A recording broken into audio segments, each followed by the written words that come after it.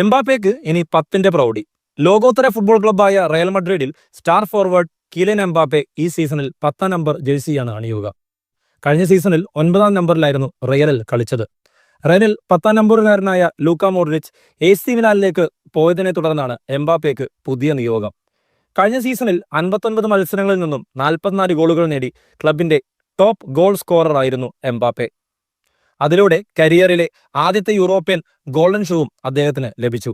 2018 FIFA ലോകകപ്പ് എംബാപ്പയുടെ മികവിലാണ് France നേടിയത്. ആ ലോകകപ്പിൽ 4 ഗോളുകളും നേടി. അന്ന് 19 വയസ്സായിരുന്നു പ്രായം.